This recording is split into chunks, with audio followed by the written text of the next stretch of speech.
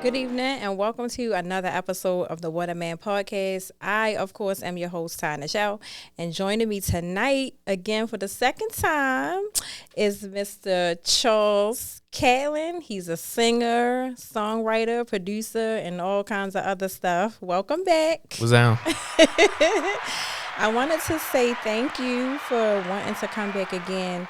Our first interview was really good, and I know you got some great feedback from it. So before we get into this one, just wanted to again say thank you and go ahead and introduce yourself. What's down, y'all? Charles Catlin. I'm from Metairie, Louisiana. That's like right outside of New Orleans. Yeah, like you said, singer, songwriter, producer. I do everything on my own, right outside my crib every day. Yeah, man, it's just thanks for having me. Thanks for having me the first time. We kind of met randomly. Yeah. But it was a fun experience, and I got a lot of positive feedback from it. So yeah, thanks for having me again. Sure, no problem. I do appreciate you wanting to, thinking that it was good enough to come back because, So I know before we got started, we were like having a general conversation, and you told me like a lot of things changed this year. You had a pretty solid year. I know your living situation got better and everything, but what else happened to you this year that was, on the up? I don't know. I just like my whole mindset just changed. My work ethic changed. I got all the bad people out of my life. I put in more positive people in my life. That's pretty much it. It's just I got better at my craft. So, my work is more quality now. So, just things just looking up, and I'm looking forward to 2026. I'm really about to go like 100%. Ain't no stopping me. Yeah. So that's what I'm looking forward to. Are you have you started working on any new music for next Of course. Yeah. I've been writing a lot. See, what I used to do was I used to use what a lot of artists use nowadays called the punch-in method. Mm-hmm. So the punch-in method is when like you recording a song, but you didn't write nothing down. It's like I think artists like Jay-Z and Lil Wayne, because they don't really write. Yeah. And I was using that, but I'm like, this kind of making my music stale a little bit. And so I start actually writing again. And like if I mess up, I write in pen. I mess up, I cross it out, and I'm like, okay, this could fit better here. So I don't go off of, I guess for lack of a better term, instinct or something like that. Even though I do trust my own instincts, but the punching method, it just kind of takes away from the artistry. Right. So like, let me just write this down, like get some real pen and paper, you dig, and just put in that work, you dig. So this time, I know the last time we spoke, you had the song Roses Room out, and I like that song. Thank you. Thanks. So the new music that you're working on, is it still like R&B, or did you mix it like with some pop, some rap? Like my music always going to be like a fusion of things. It's just depending on how I'm feeling when I'm writing or whatever. Like my whole writing process, or not even the writing process, my inspiration process that I draw inspiration from everything and anything. Like I have this song that I'm working on called Thank God for Autumn, right? Because autumn is my favorite season. Okay. And it's just like I was in the park one day and I was looking at the trees and I'm like, wow, this, thank God for this. You know what I mean? Like the sun was shining off the trees and stuff like that, and it was just a beautiful scene. And so I'm like, dang, thank God for autumn. And so like how I made the song was, and it's gonna be coming out soon, I made the song like all the things that embodies autumn, I personify them as a woman. Okay. So it's like I took a real interesting approach about how I did that. Okay.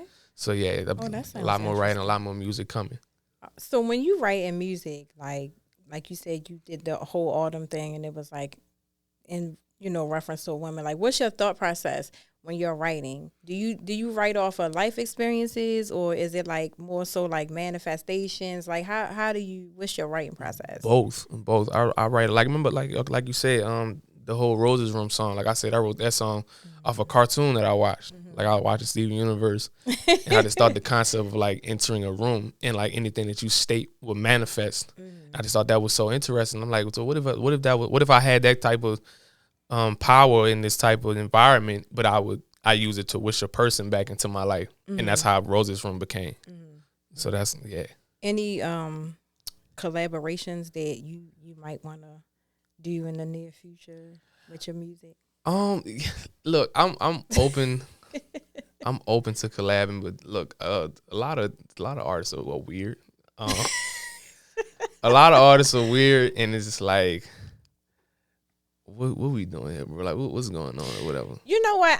I'm glad you said that. You know why? Because this is the perfect segue into the weirdness that's been being exposed in the industry. Mm-hmm. So with that being said, like, so hypothetically, if somebody came industry and was like, yeah, we want to sign you and do all these great, wonderful things, like, at first, before we knew all of this weird stuff, it was like, yes, I finally got a deal. Like, what's that like now? Is it like, I don't Definitely, know.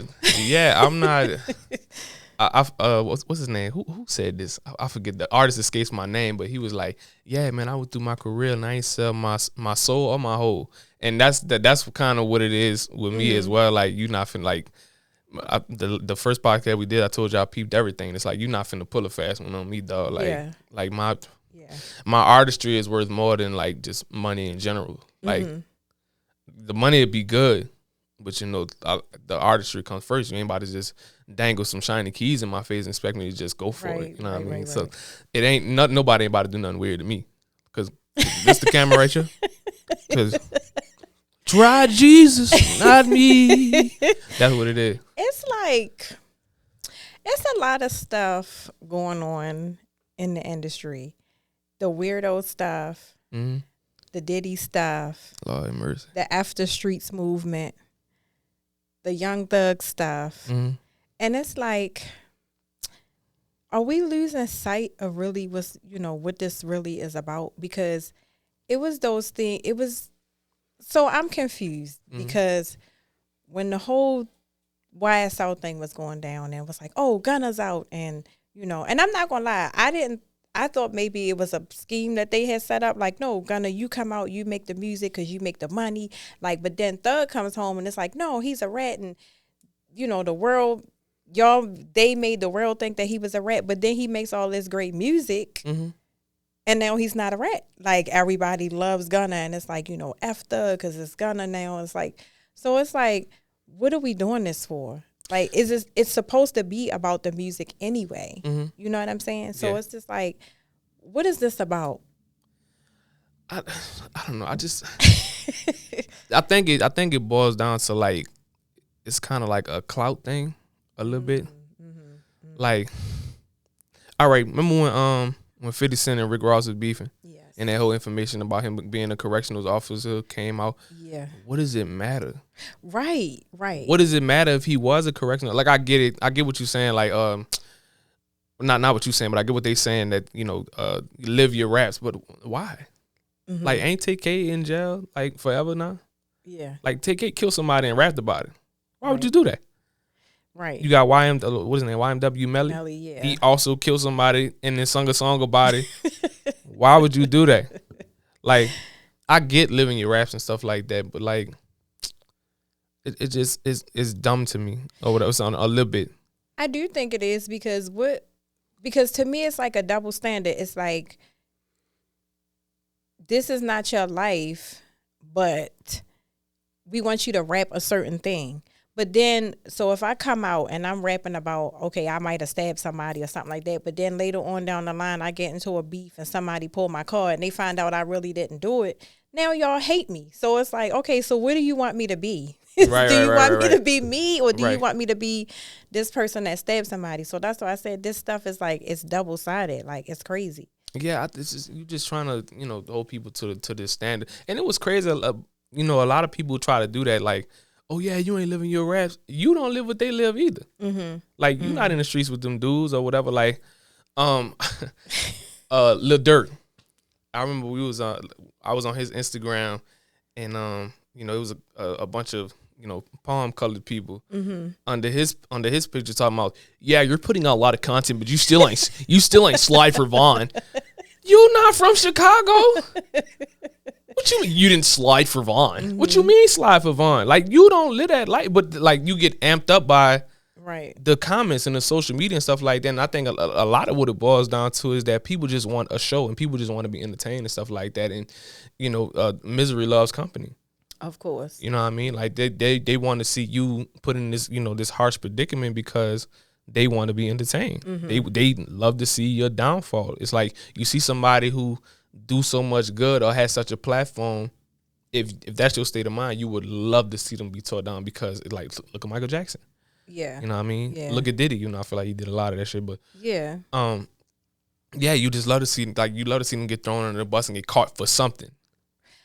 And that's true. And that's why I said it's crazy because this is like, it's almost like this is what y'all want me to be. But then as soon as you find out that I'm this person, then I'm wrong. Exactly. You know what I'm saying? Exactly. Slim Jesus. And remember him? Yeah. Slim Jesus. And I was watching a episode one night of Love and Hip Hop. And this I don't know what, I guess now he's a singer. Kent Jones was on there. So I don't know if you know him, but he was big in the We Are the Best, the Khaled era. He was a rapper. Mm-hmm. But then he had some health issues. He had a stroke and like all this stuff. So then one day he had an epiphany and was like, you know what, I'm thanking God that I'm still here. So I'm changing how I do music now. Now it's like, I do R&B. It's like pimpish, like, and then he goes and has a studio session with, I guess the Trick and some guy named Big D that's, I guess, big in Miami. And they're like, basically like tearing them down. Like, no, go back to the street you and this, that, and that. They're like, but why? Like Exactly. This isn't me anymore. Like, why do you think that people won't accept me? Because, I'm telling you a story. I had a stroke. Like, I survived these things. Mm-hmm. Like, why is that not accepted? Why is positivity not accepted? Why is positivity not accepted? That's I mean, you look at groups like NWA and you look at Tupac and Biggie and stuff like that. Mm-hmm. They weren't necessarily rapping about positive things, and when they stepped out of line, it's like the record labels would. So I think what happens is people get conditioned to make that type of music and stuff like that. Like I know a lot of people, back home who make music and they talk about killing and robbing people and stuff like that. And it's like, son, like I've known you since the first grade, like. Like you don't do that. Like, I know you, son. Like, mm-hmm. You get conditioned to make music like that, and it's it sucks because a lot of people get in trouble, and you lose opportunity and things like that. You might even lose your life over some music. Like look at the whole drill scene in New York. Yeah. Like black youth are dying, and you get good music out of that, but if you don't have the artist no more. That's true. And that's one thing that I did tell my son one day. We were talking, and I'm like, at least the artists that grew up, in my era, like they're still here. They still here. Like when you grow up, we are all your rappers exactly. at. And then on top of that, now that I guess the government or whoever, the judicial system feels like it's okay to use song lyrics in a case. Mm-hmm. So if this really isn't your life, you about to go down for something that you didn't even you're not even living. They did it to Tupac. Remember they had him in court for that. Mm-hmm. I wasn't around for that, but from what I read up, they had him in court for some lyrics that he said and stuff like that. But they did the same thing with, like I said earlier, TK and YNW Melly and stuff like that. But like I said, you get conditioned to rap like that. You get told that's what's hot, and that's kind of what gets you off the ground. Mm-hmm. They had this artist named Comethazine, if you're familiar with him. I'm not. He was a rapper.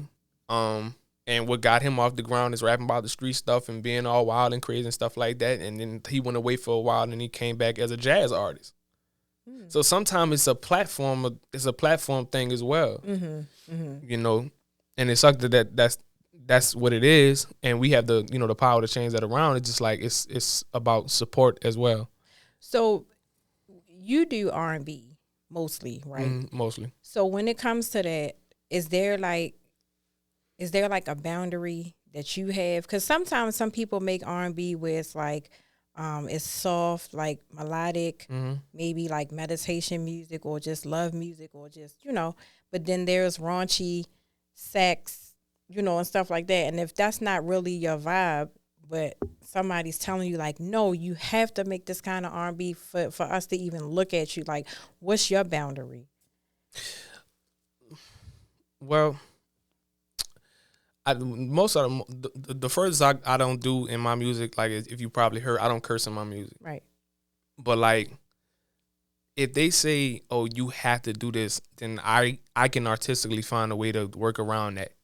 You know, I don't have to say something outright, or it has to be like direct. It can be something subliminal or something like that. Like, oh, I get what you said when you said it like in that way. You know, so that's the only you know, I can work around things like that. But as far as people telling me what I have to do, I don't really do what people say I have to do. You know, that would kill my creativity, and I wouldn't feel right putting out something that ain't me. Right. You know what I mean? Like I said, I wrote a song about a cartoon I was watching. and wouldn't even know. And you wouldn't even know unless right, you yeah. know that cartoon that I was watching, you dig? So I don't fall into that. I don't fall victim to the peer pressure or, you know, industry standards or nothing like that, because I'm not in the industry, but I'm still, you know, making moves. I still got a little motion or whatever, you know, in slow motion better than no motion to me. Yeah. You dig? Yeah. So I'm gonna assume that you looked at Diddy, The Reckoning. Of course I did. What's your thoughts on it? That nigga did that shit. Well, look, I'm gonna tell you, Diddy for a long time, he was an inspiring figure. Yeah, absolutely. People, it's kind of like the same thing with the whole R. Kelly thing as well. I don't feel like they're tearing down a black lady, especially if you did it. But I feel like it's the R. Kelly thing where, what I'm trying to say, I feel like it's the R. Kelly thing where it's, damn, I done lost my train of thought like that. Wait, what were you talking about? Oh no, yeah, you was asking me what I feel about. Yeah, he's an inspiring figure, but like if you did it, you did it. You know what I mean?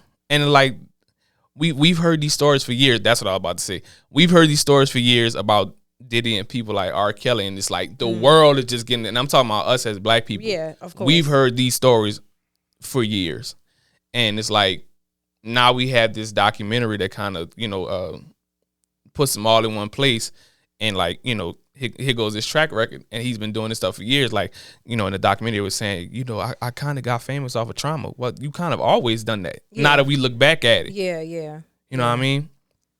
And so do you think, so, and another big conversation around that has been, because 50 did it, he's wrong because he's tearing the black man down.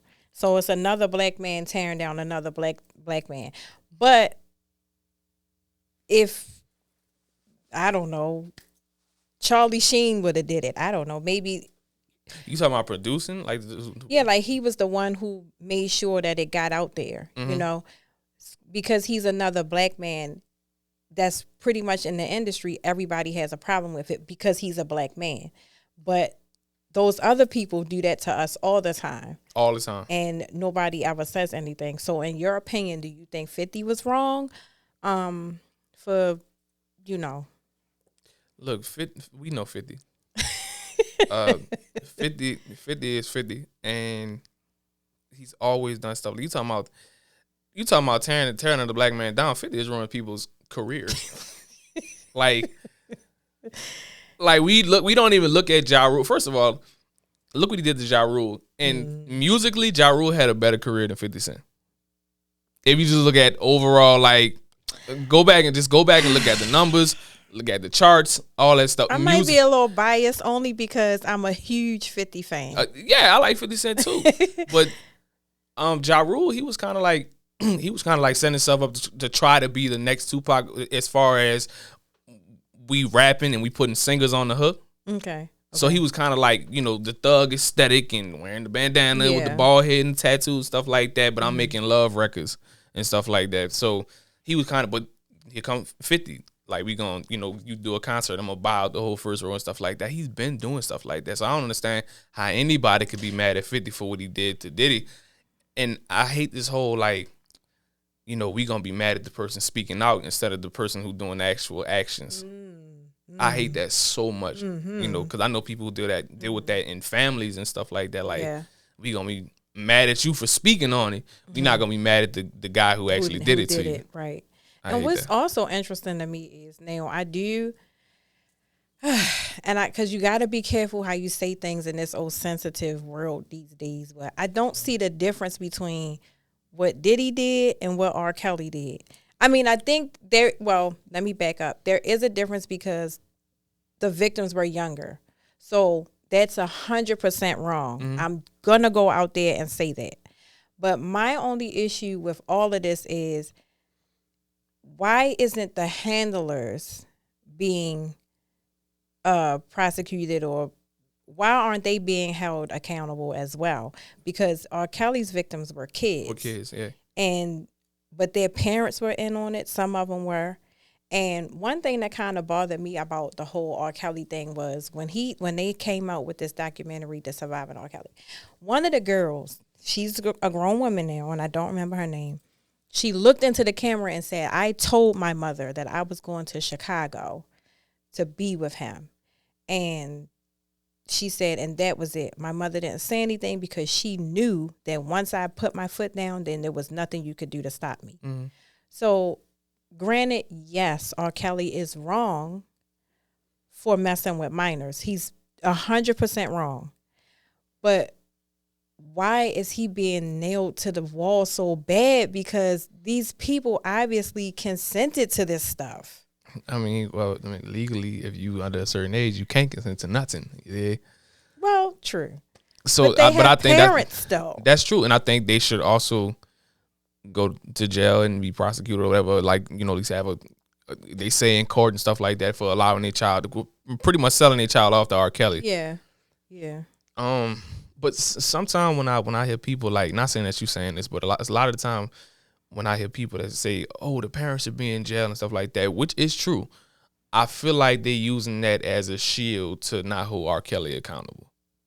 Because, you know what I mean? Because, like, even if they did, if somebody come up in here and offer me a child,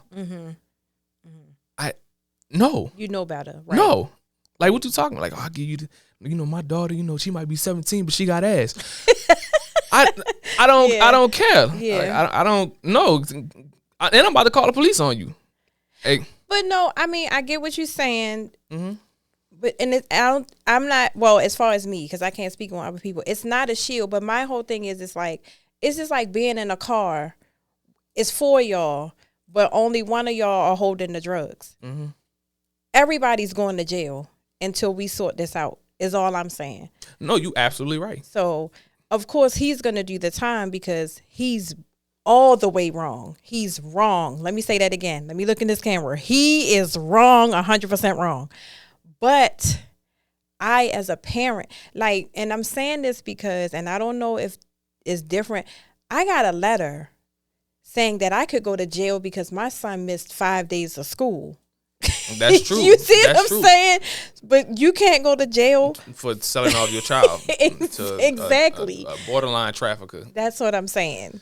That's all I'm saying. No. You absolutely, like I said, I said, you wasn't saying what other people were saying. Mm-hmm. Or I believe other people's intention was when they say, oh yeah, the parents would be in jail too. But like, okay, you focusing on the parents now, but R. Kelly still did it. Like, he still did it. Mm-hmm. But you're right. You absolutely right. Everybody involved need to be under the jail. Mm-hmm. And that's what it is. And another thing, so coming up off of R. Kelly and back to Diddy, one of the jurors at the end said that he didn't feel like Cassie was a victim because he said, you love this lifestyle, so you can't be a victim and still love this lifestyle. But that pissed me off because me too. He said, well, why don't you just leave? But did you not see the video where it looks like she was trying to leave? And he beat the dog. Yeah. Right. So when you hear stuff like that, and especially coming from a man, like how does that make you feel? So the jury that you talking about, was it the Indian guy? Yeah. Mm-hmm. So, and shout out to all the Indians out there and stuff like that. But that sometimes their culture is like kind of built around misogyny. It's like it's a very male centered culture, and they treat women very bad, and you could tell he wasn't born here because he has the heavy. Yeah. I don't believe that Diddy. Jesus Christ. I don't believe that, Kasi, you were complicit. I don't understand. You'd like to, we're going to, no, I'm sorry. but nah, but nah. Okay, so canceled. Okay, nah. I don't. First of all, I don't even believe in cancel culture, but no. Yeah, like I said, like he comes from that culture where it's like very misogynist and women don't have a lot of rights and stuff like that. Mm-hmm. But the whole Cassie was complicit thing. Look, I think Diddy started messing with Cassie when she was 19 years old, something like that. Yeah, that's what she said. Yeah. And he signed her to a 10-year deal, so that means you have to put like something like a 10-album deal. Okay, that's what it is. But like what Eric Sermon's thing, like if you had a girl and Diddy wanted her, Diddy was gonna get the girl, regardless of how foul he had to be to do it. Mm-hmm. And I think that was his way of kind of locking her into this relationship with us. We gonna put her on a 10-album deal. That girl can't sing. My bad. But even he said it. But I'm saying, but like, okay, what's the last Cassie record that you heard? Me and you, right? Yeah. That was like 07, and 06. Apparently she had another one. Apparently she had another one, and I ain't never heard it. Me neither. But at the same time, Diddy was arguably the most powerful man in his field. Mm-hmm. So, all right, it might not be that bad just being his girl or whatever. I might have to do a freak off every now and then and stuff like that, but that don't necessarily mean she was complicit. She probably was scared, just like everybody else was scared of Diddy. I heard somebody who said this. It was somebody, I think it was on the Joe Budden podcast. It was like, they said there's 3 people in the industry you don't mess with, and that's 50 Cent, Jay-Z, and Diddy. So it's like, why you get this girl, this young girl who you only got this one hit record with. Mm-hmm. I want her to be my woman. Mm-hmm. I've already done all these foul things to get to where I am today. I'm gonna just hold her hostage. And that's what I feel like about Cassie, that she was held hostage. Mm-hmm. She was very young in what she did. If she participated, it probably was out of fear. That's what I truly believe. Mm-hmm. Oh, of course. But then also, there was a black woman there who. Oh, the other juror? Yeah. When she was talking about what she didn't believe and stuff like that. Mm-hmm.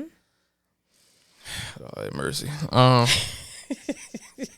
I think because I only seen her for like 2 or 3 shots. Okay. And I think the last thing I heard her said, and she was talking about Diddy's manager or secretary or something like that, and she was like, "Oh, I just didn't believe that when she said Diddy kidnapped her and stuff like that." But it's like, Diddy. Mm-hmm. What are we talking about? Like, before this whole documentary thing came out, it was always rumored that Diddy had something to do with the murders of Tupac and Biggie and stuff like that. Yeah. The fact that all of his artists are now broke, that should say something. That should be a testament of his character and stuff like that. Mm-hmm. And it's like, I don't want to just say, let's just believe everything that come out about him. But it's like, is that really out of the realm of possibility when we talking about Diddy? No. Not at all. Yeah. It's like, all right, for example, when the whole, and I'm going to bring up your boy, when the whole Drake and Kendrick thing was going on. All right. Tread lightly. I'm going to tread lightly, but okay. No, I'm just joking. What was the song? What was the diss track when Kendrick was like, "Oh yeah, you got a daughter, you hiding a daughter out there somewhere," and I forget the name of the song, but basically, Drake retaliated to that diss track and was like, "Oh yeah, we fed you that information. That information wasn't true. Why would you feed somebody information about something that you've already done? You hid your first child." So when she said, "I don't believe that Diddy would have done this," this is really not out of the realm of, he's done worse things than kidnapping people. Well, hold on a second, because I don't think, and this is just my opinion, I don't think Drake hid the kid. I don't think he hid the kid. I think that, and again, I might be a little biased because I'm Drake all day. Yeah, so you biased. But go ahead. I mean, I'm just saying, like, why is it because I don't want y'all to know who my kid is? Because I don't want them to be harassed, number one. Number two, when it finally comes out, if I decide to let y'all know who my kid is, and it ended up happening because Pusha T did do it. Yeah, he did that. Now it's, she's a porn star. And it's like, why does any of that matter? So I really don't think that he was hiding the kid. I think yes, he did hide the kid because I don't feel like going through this. Right. Like, this is my real life. Like, this is my kid. Yes, I had sex with a porn star. I really liked her. You don't owe the public nothing. And I got her pregnant. That's true. So Yeah, so we mad at Drake because he hit the kid, but I'm not mad at him. nobody said anything to Pusha for putting it out there. Like, how is that fair? Oh no. Trust me. Like when I heard about when Pusha first did that, I was like, this what you got to stoop to beat this man, like a little bit. And I like Pusha T, but that's what I felt. I'm like, damn, you had to take it there. So you didn't like that? I didn't like that at all. Because a lot of people glorified that. I didn't like that at all. like that at all. No. And not because it was Drake. It was because it like now it's like you're crossing the line. Right. And that's the only thing that I have. Like, beef is good. I like friendly beef. Like, beef is cool. Always gonna be good for hip hop. But see, the difference is that this beef these days, it goes crazy. And it's like, exactly. and I don't know if it's true, but like when the whole Kendrick and Drake thing came out, they was saying like they shot up his house, and like that's too much. It's too much. And it's like the fans are more involved than the artists. But that's what I said, and then circle back around to what I was saying about, us being conditioned, and people like misery loving company, and people just love to see people get towed down and stuff like that. Like I said with the Lil Durk stuff, and people who not from his area talking about who he didn't slide for and all that stuff. It's the same thing. So let me ask you this, because somebody said this to me the other day.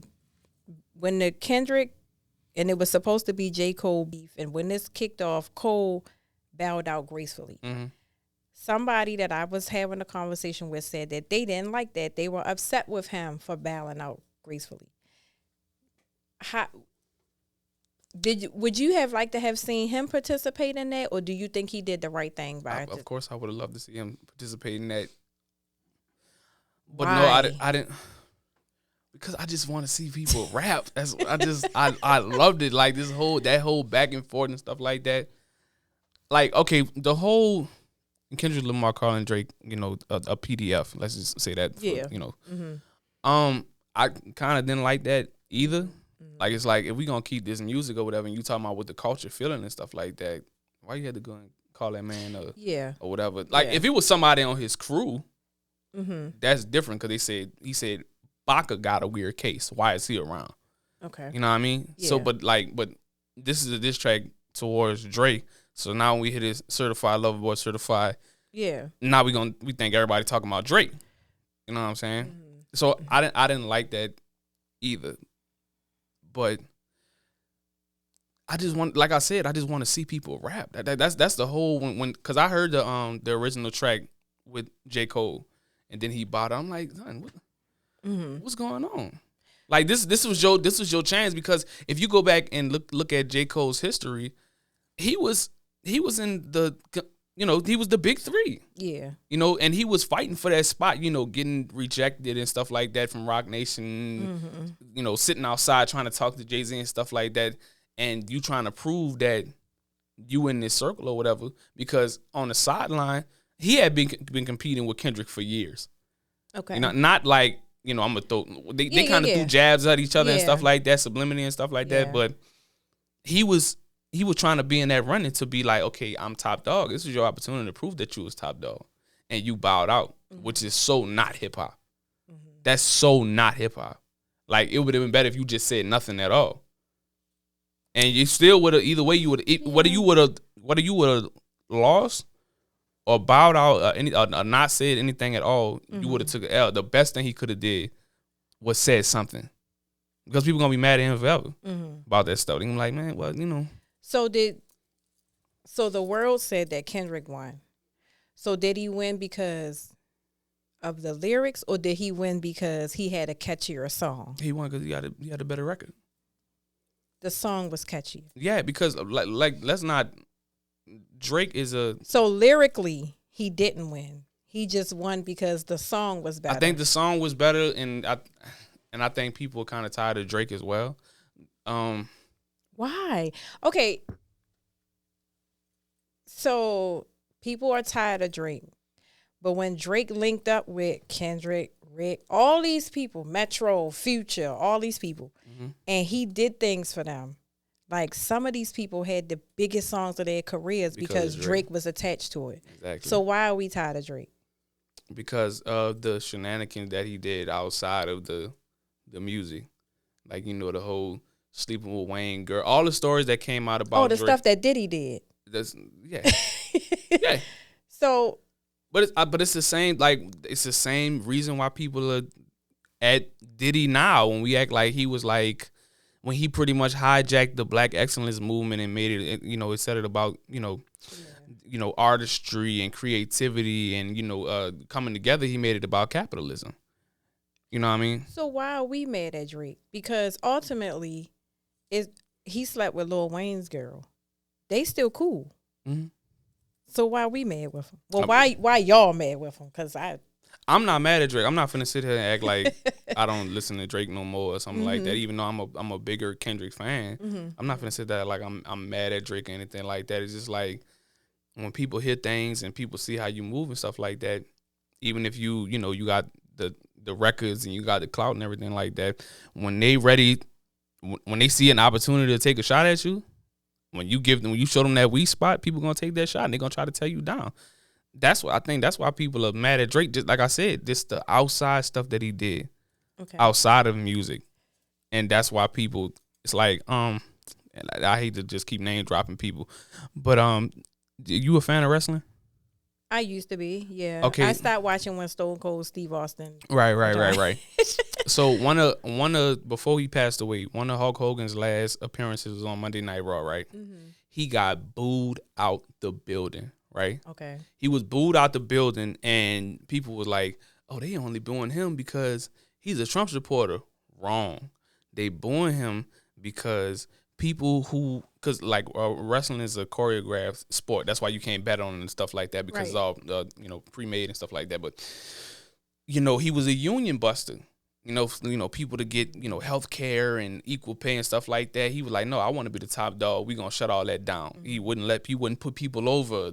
He was the big dog in backstage politics and stuff like that. And once all these stories came out, when he finally made that last appearance, we like, son, we tired of you, son. Even though you the big dog and we wouldn't have everything that we have without you, we tired of you, bro. Mm-hmm. We heard the story. We know who you are. You putting on this front like you this guy, but you not. You're not Hulk Hogan. You're Terry Bollea. You an asshole, bro. Okay. And I think it's the same thing with Drake and the same thing with Diddy and whoever else. So when Drake drops Iceman, and it's so do we now? No, people gonna listen. Look, I'm gonna tell you because I'm just saying this stuff because, and this goes for anybody. Mm-hmm. Like it's like we'll follow the trend because in 2025 Kendrick took over. They not like us, and everybody was twisting and spinning and whatever they do on the West Coast. But then now it's like okay, it's kind of quieting down. And I see what Drake doing. I see what he doing. He letting y'all have it. And I like that.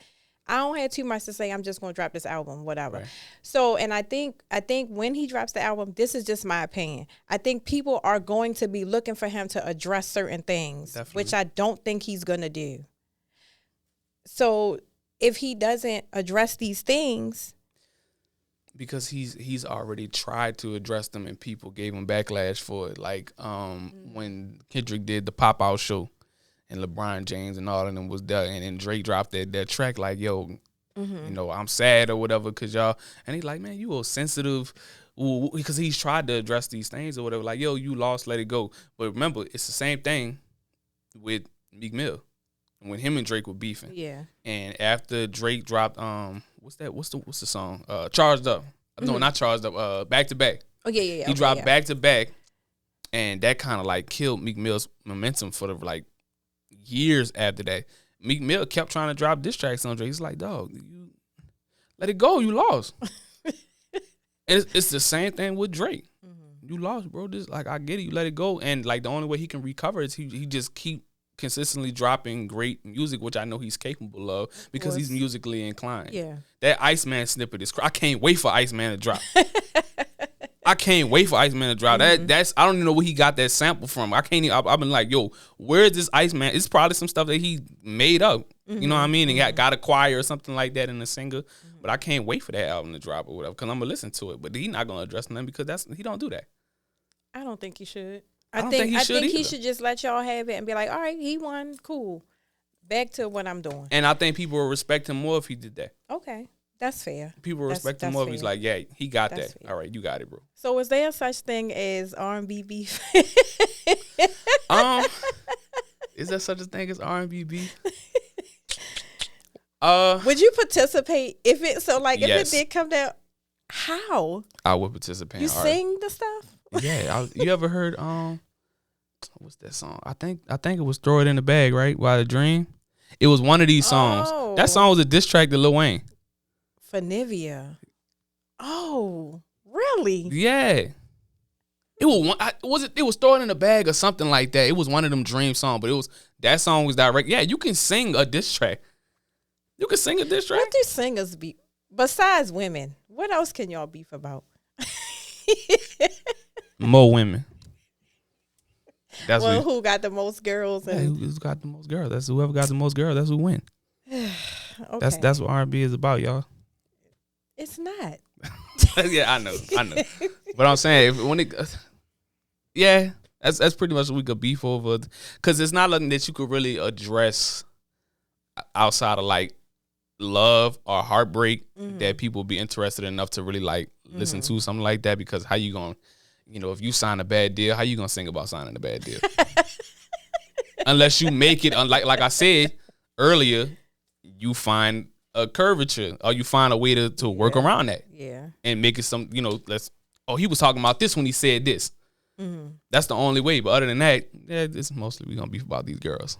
So if somebody in R&B, right, was like, all right, I want to, who would you like to go back to back with, so to speak?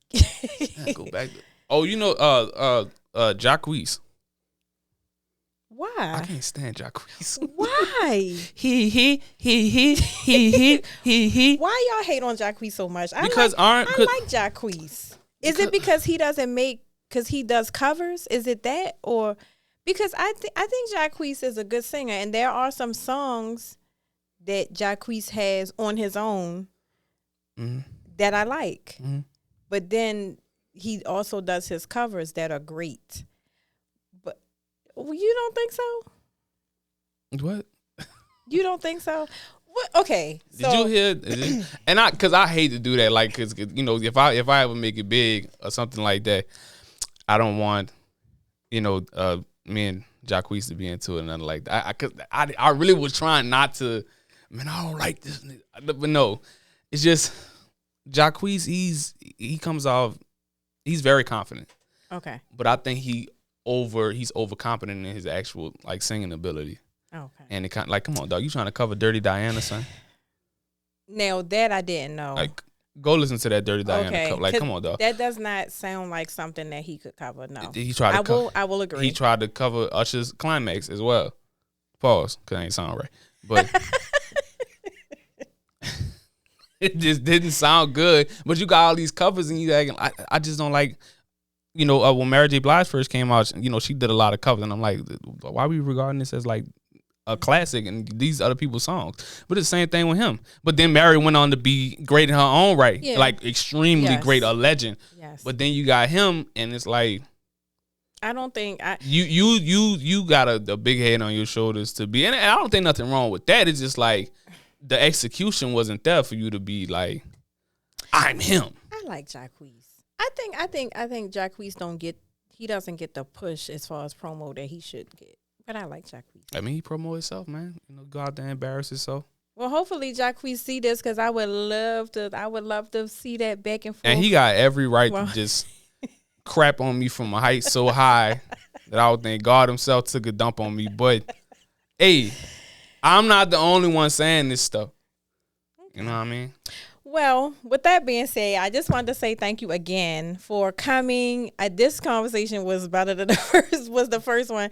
But before we go, though, kind of let us know what you got coming up, what you got working on, or what you're working on for the future, or what's coming out in 2026. All that kind of stuff. For sure. I got this project that I'm working on called Small Hours, and basically Small Hours is gonna be like a compilation of songs that you can listen to while you're driving at night. It's gonna be a lot of good harmonies and a lot of ethereal sounds and stuff like that. I'm about to start doing a lot of more live performances. Show y'all that I really know how to dance, because I don't know. It's just I have to show people what I could do. I didn't know you could dance. Oh, I could dance. Okay, I could dance. So if they wanted to follow you on any of the social media platforms, if they wanted to listen to your music or anything like that, how would they be able to do it? Charles Catlin on everything. Katlan. Charles Catlin on everything. I'm on Spotify, Apple Music, Google Play Store, whatever. I'm on TikTok. I'm on Instagram. I don't do Twitter or nothing like that, but TikTok and Instagram, that's my main too. And y'all definitely go check out Rose's room because that's one of my favorites. For sure. Run them numbers up on Rose's room. Run that up. I like that. I gotta do some more promotion on that one. Definitely. Yeah, I like that. I'll post that today. Appreciate that. For sure. No problem at all. And again, I am Tana Shaw, and I thank y'all again for sitting here with me and Mr. Charles Catlin on this episode of the What a Man Podcast. Thanks for tuning in. I'll see y'all next week. Bye. What's up, y'all? If you enjoyed tonight's episode, go ahead and subscribe to the channel, like, and share. And if you want to follow us on social media, it's What a Man Podcast on TikTok and Instagram.